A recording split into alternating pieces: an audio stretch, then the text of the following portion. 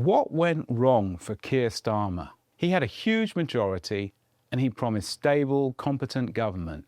Now, following disastrous local elections, as the most hated Prime Minister in decades, he's facing a leadership challenge. It's not that hard to find answers. The Peter Mandelson scandal, gifts from millionaires, jobs in the Lords for dodgy mates, a total inability to connect with voters. The choice now facing Labour MPs is for more Starmerism under Wes Streeting, a close friend of Peter Mandelson, who has expanded private profit in the NHS and is favoured by the right-wing press, or a candidate to the party's soft left. But whether it's Manchester Mayor Andy Burnham, Energy Secretary Ed Miliband, or Angela Rayner, whoever replaces Starmer has a hill to climb. Former Labour voters have turned to the Greens because they advocate policies that promise to improve people's lives. Others have turned to Reform. Why? First, Starmer didn't deal with the cost of living crisis. He cut pensioners' winter fuel allowance. He kept the two-child benefit cap until he was forced into a U-turn. He refused to implement rent controls as housing costs spiralled. He kept the failed energy price system that fed mega profits for the energy firms, hitting millions of households and businesses. Second, he backed Israel during a genocide against the will of the majority in Britain and the judgment of international courts.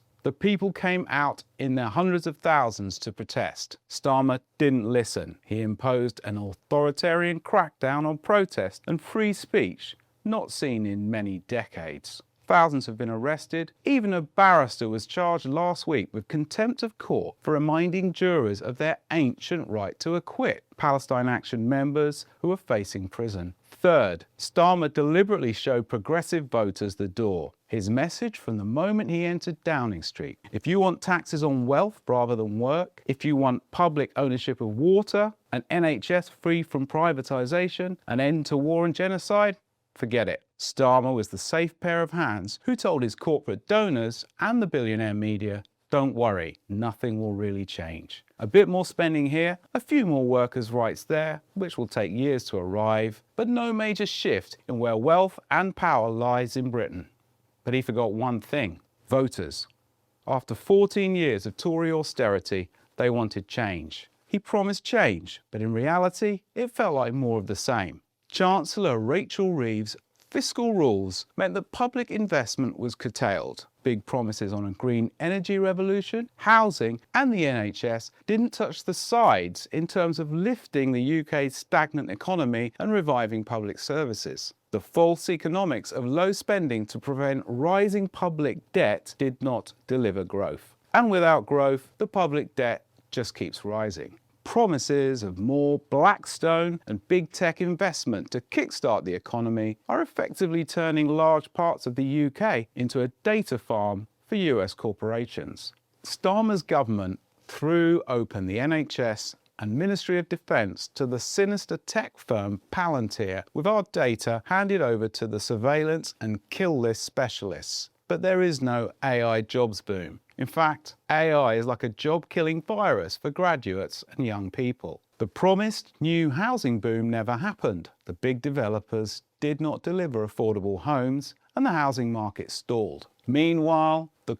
corporate gravy train of public contracts for privatised services has never stopped. So voters' rejection of Labour in the local elections is no surprise.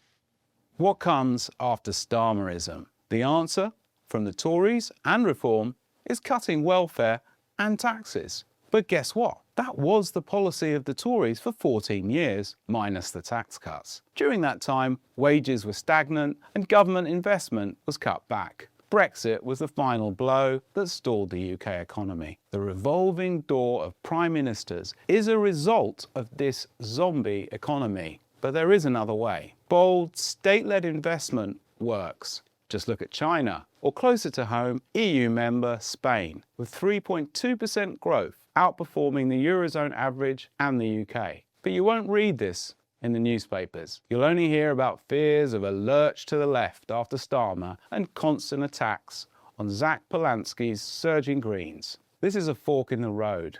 In one direction, rebuilding the UK's broken democracy and public investment in people and communities to reduce inequality and drive sustainable growth. Or a lurch to reforms crony Thatcherism and Trump-style deportation camps. You take your choice. Labour MPs must make theirs.